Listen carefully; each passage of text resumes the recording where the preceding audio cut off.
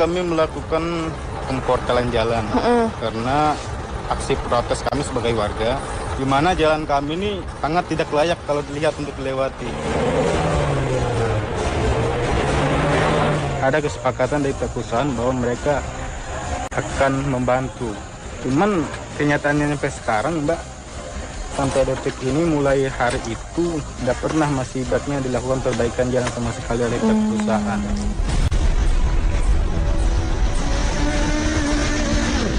Berarti rugi dong Pak kalau misalkan nggak bisa lewat. Kalau masalah rugi selalu rugi, mobil rusak, segala rusak. Keadaan jalan ini masih belum ada apa-apanya dibanding pada saat musim hujan beberapa waktu lalu. Jika hujan turun terus-menerus, warga bisa terisolir dan tidak bisa keluar, bahkan untuk membeli kebutuhan pokok seperti air bersih maupun bahan makanan lainnya.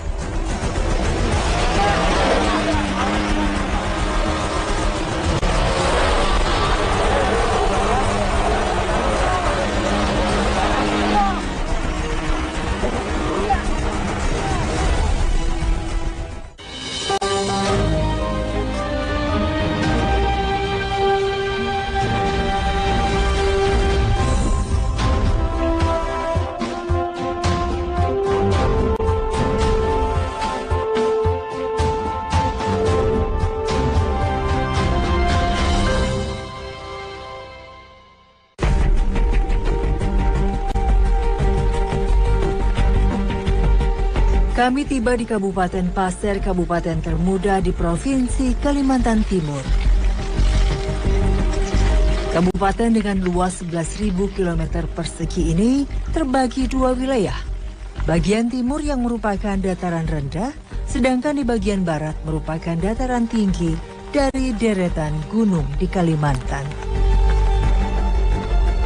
Tujuan kami kali ini adalah Desa Sekendang di Kecamatan Batu Engau. Jalan yang kami lalui terasa cukup menantang, berupa jalan batu dan tanah.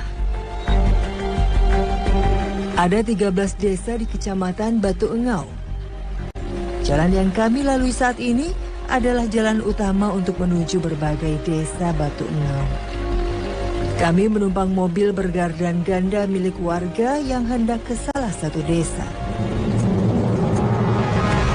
Seperti umumnya, daerah terpencil di seluruh pelosok Indonesia, di sini tidak ada angkutan umum untuk menuju desa. Biasanya warga menumpang seperti kami saat ini atau mencarter kendaraan milik warga di kota. Jalan tanah membutuhkan keterampilan membawa mobil seperti ini. Hujan gerimis makin memperburuk kondisi jalan menjadi liat dan susah dilewati.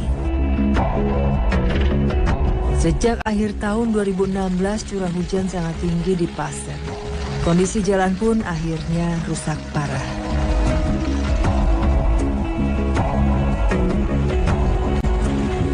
Baru sekitar 1 jam berada di mobil, di depan kami tampak antrian mobil. Macet Pak. Sepertinya jalan diblokir oleh warga.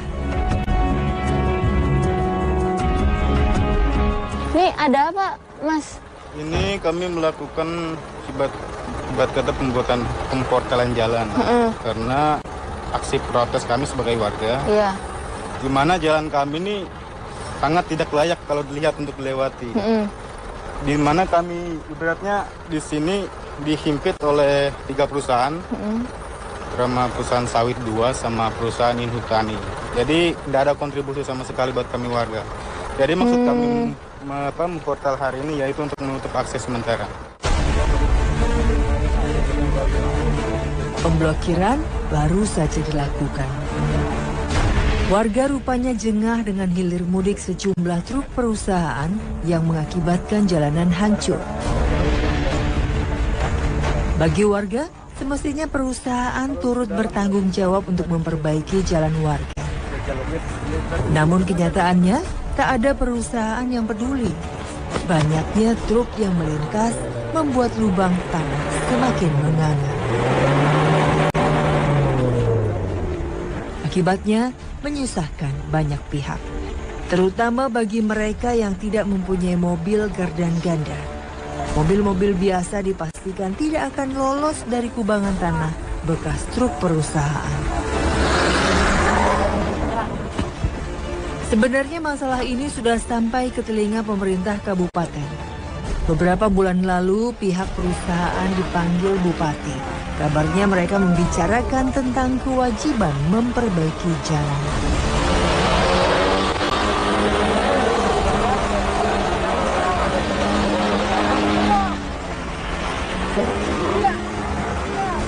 Dan di situ sudah ada kesepakatan dari pihak perusahaan bahwa mereka akan membantu.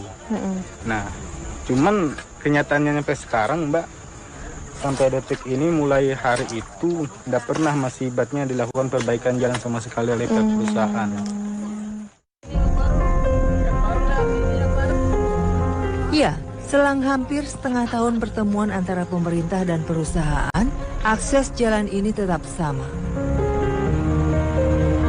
Belum ada tanda-tanda penyumbangan dana perbaikan. Padahal, sebuah perusahaan mempunyai kewajiban CSR atau tanggung jawab sosial dan bina lingkungan. Tempat unit usaha mereka berjalan. Kewajiban sosial ini semestinya mengikat para usahawan karena sudah ditetapkan menjadi undang-undang, yakni Undang-Undang Nomor 40 Tahun 2007. Peraturan Menteri Negara BUMN Nomor 4 Tahun 2007 juga menyebutkan aturan mengenai jumlah anggaran yang harus disisihkan perusahaan untuk membina lingkungan sekitar, yaitu sebanyak 2%. Hanya 2% saja, tidak terlalu menguras kas untuk sebuah perusahaan besar tentunya. Persoalan jalan ini semestinya bisa dipecahkan pemerintah dengan menggandeng perusahaan-perusahaan.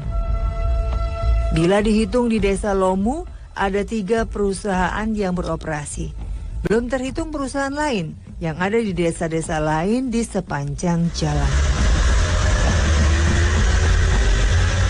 Kabupaten Pasir memang terkenal dengan sawitnya. Salah satu penyumbang terbesar adalah Kecamatan Batu Engau ini. Ada lebih dari 10 perusahaan yang ada di sepanjang jalan utama tempat kami berada sekarang. Perusahaan ini menumpang di dalam lahan desa. Namun dari sekian banyaknya perusahaan, hanya beberapa saja yang sadar dan melakukan bina lingkungan. Itu juga sekedar menyebarkan batu. Tentunya tidak cukup memadai bagi warga. Wajar pertama sulitnya di sini. Kalau perusahaannya memang oke lah, diakui dia tinggal telepon datang. Tapi kalau petani kita betul-betul sengsara kita Mbak, kalau sudah Mbak. Tidak hanya warga Desa Lomu yang merasa susah tiap melintas. Para penjual sayur dan kebutuhan pokok lainnya pun turut sengsara. Seperti yang dirasakan Mahnan. Mobil pick-up untuk menjual sayuran sering terjebak hingga rusak.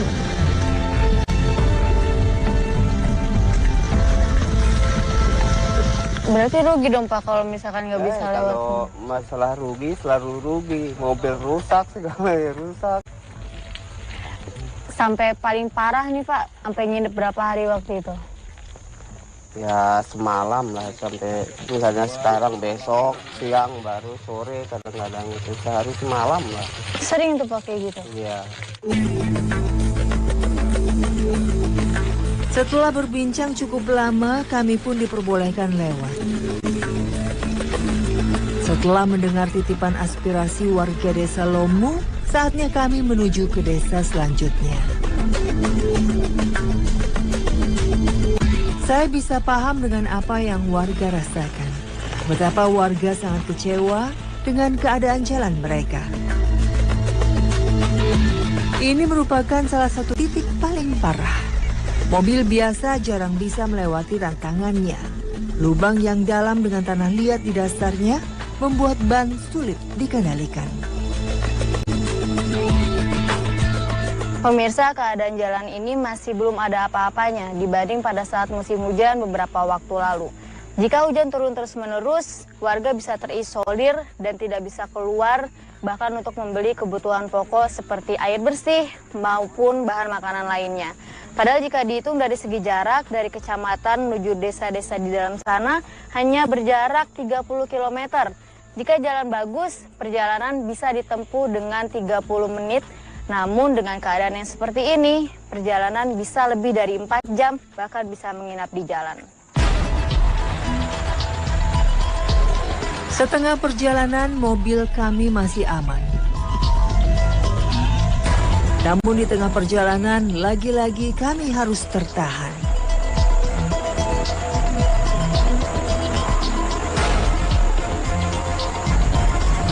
Ini salah satu penghambat lalu lintas yang ada di jalur ini. Bukan hanya karena jalanannya, tapi truk yang sering kali terjebak membuat mobil-mobil yang ada di belakangnya harus menunggu bisa berjam-jam. Jika sudah begini, mau tidak mau awak truk turun dan dengan segala cara mengupayakan truk bisa lolos. Namun tenaga manusia saja sepertinya tidak cukup.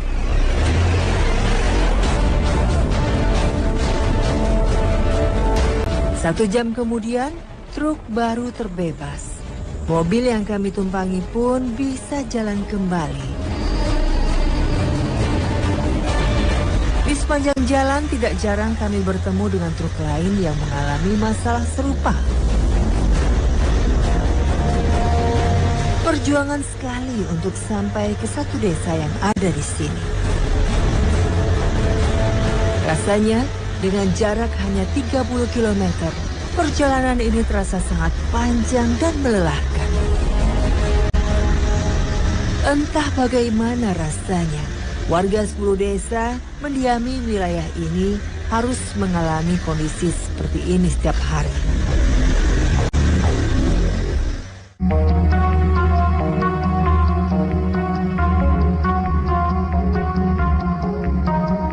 Sini Pak, mau nanya, desa Segendang mana ya Pak? Ya ini sudah Segendang. Oh ini udah Segendang. Ini Bapak mau kemana? Mau ke perusahaan. Mau ngapain Pak? Kita nonton di jalan. Oh, saya sekalian ikut boleh Pak? Bapak naik ini aja sekalian Pak? Oke, yuk Pak. Setelah perjalanan cukup melelahkan, kami akhirnya sampai di desa Segendang. Kedatangan kami ternyata bertepatan dengan rencana warga desa untuk bermusyawarah dengan salah satu perusahaan. Mereka ingin berdiskusi kondisi dan masalah jalan yang sama-sama digunakan warga dan perusahaan. 4 warga ini mewakili suara warga Segendang, mempertanyakan kesediaan perusahaan untuk sekedar peduli dengan infrastruktur jalan. Terdapat 4 perusahaan sawit yang beroperasi di wilayah desa Segendang. Masing-masing perusahaan menguasai lahan sekitar 3 hektar di perkampungan. Sesampainya di kantor perusahaan, salah satu warga meminta untuk bertemu dengan manajer. Warga menyatakan bahwa baru kali ini mereka datang ke pihak perusahaan. Sebelumnya, penduduk desa Segendang tidak terlalu mempermasalahkan. Namun setelah pihak perusahaan telah diberi mandat oleh bupati, namun tidak ada tindak lanjutnya, warga pun ingin mempertanyakan. Tapi sebenarnya ini salah pemerintah provinsi atau perusahaannya Pak yang nggak mau benerin jalan? Kalau menurut orang kecil kita, yang jelas kan pemerintah. Karena perusahaan kan berenang di pemerintah. Nah mungkin kesalahan yang paling fatal itu kan di pemerintah provinsi, karena itu kan jalan provinsi. Nah, kalau menurut orang kecil kayak kita, Kenapa nggak minta langsung ke Pemprov aja Pak? nah, kalau untuk pemprov pun kita orang kecil kan nggak tahu alur-alurnya gimana, teriak di mana kan. Jadi untuk sementara ke perusahaan aja yang paling dekat gitu ya? Dekat. Iya, suara warga terbatas. Mereka bingung harus mengadu kepada siapa. Perusahaanlah satu-satunya harapan, setidaknya bisa membantu. Dari 4 perusahaan yang ada, seharusnya ada 8% dana CSR yang bisa dimanfaatkan untuk membenahi jalan.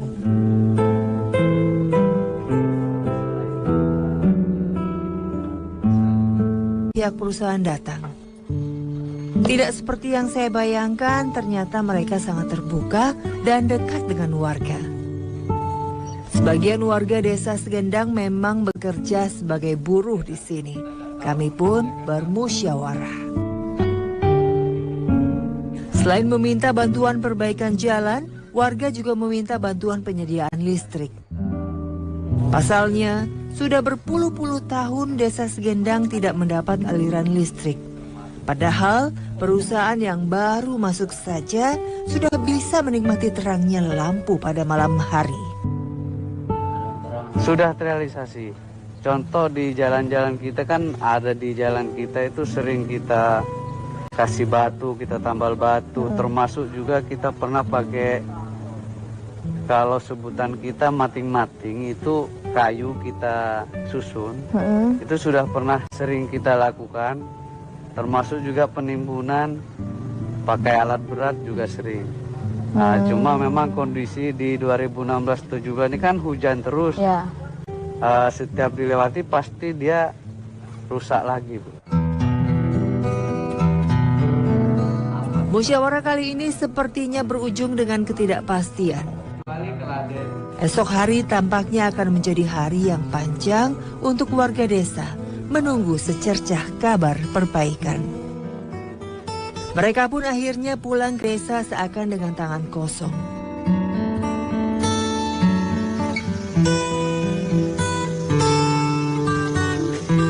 Desa Segendang merupakan salah satu contoh dari belasan desa yang ada di Kecamatan Batu Engau.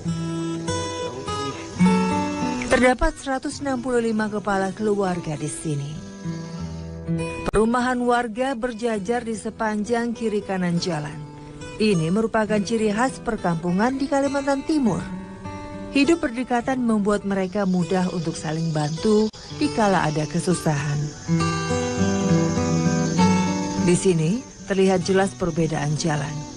Jika di perjalanan kami harus merasakan tanah liat dan lubang genangan air, di sini jalan tanah sudah jauh bersahabat. Ya, warga memang membantu mempertahankan akses desa ini agar tidak bernasib sama seperti jalan yang sudah kami lalui. Dengan akses yang memprihatinkan, tidak banyak yang bisa dilakukan warga. Mereka hanya mengandalkan perekonomiannya dari bertani. Mulai dari padi dan sayur mayur. Namun sedikit sekali yang menanam padi. Pasalnya sangat sulit untuk menjualnya keluar desa. Alhasil ujung-ujungnya warga harus bergelut menjadi buruh di perkebunan pabrik.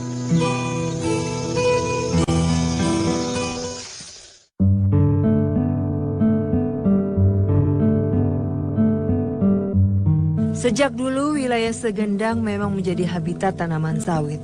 Pohon-pohon sawit dapat tumbuh subur di sini dengan kualitas yang sangat baik. Namun sebagus apapun hasil panennya tidak akan berguna jika tidak dibawa dan dijual keluar desa. Sudah berapa bulan terakhir para petani kecil menjerit. Hasil panen mereka mandek di tempat pengepul. Sabar.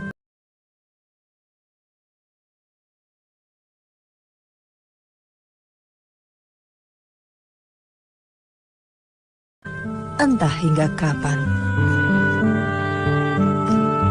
Tapi kalau misalkan ininya nggak bisa dikeluarin, tetap dapat gaji, Pak? Ini belum lagi gaji, jadi saya bersabar saja kan, nanti kalau bisa. Ya cuma jalannya nggak bagus, jadi pengaruh juga hujan-hujan begini. Saya bilang ini harus pentingkan jalan pertama dulu, baru bisa apa kan. Ya, kita hidup itu harus jalan dulu. Kalau pekerjaan begini, kalau tanpa jalan mana bisa kita jual.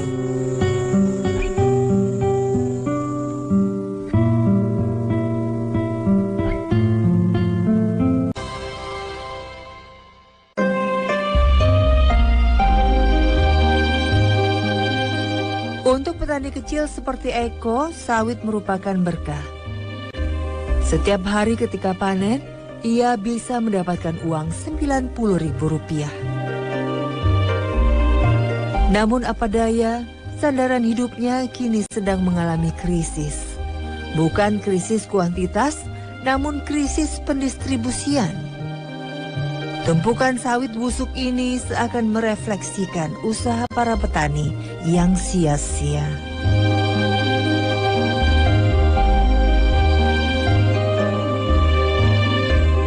Sawit-sawit yang menumpuk di sini ada sekitar 30 ton. Jika dihitung, para petani sudah mengalami kerugian sebanyak 30 juta dalam 2 bulan terakhir. Dilema memang.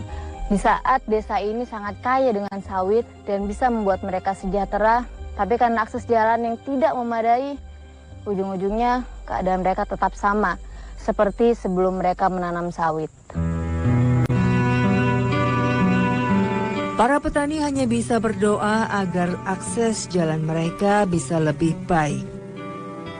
Meskipun sudah menunggu berpuluh-puluh tahun, warga tetap percaya suatu saat nanti mereka akan merasakan kesejahteraan jalan.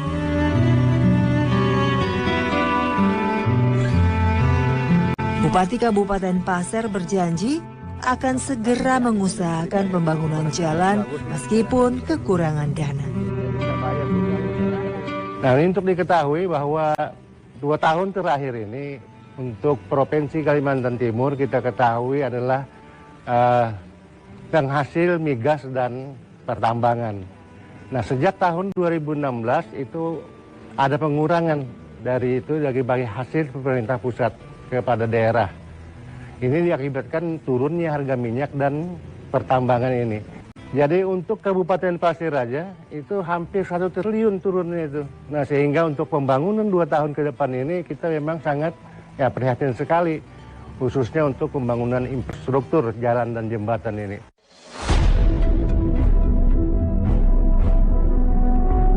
Sejatinya jalur menuju 13 desa di Kecamatan Batu Engau didominasi oleh jalan provinsi. Mestinya ada anggaran tersendiri untuk mengurus sebuah jalan provinsi. Tidak ada kata tidak bisa jika swasta dan pemerintah bersatu padu. Bukan hanya menikmati kekayaan alam wilayah ini, tetapi juga ada semangat peduli untuk negeri.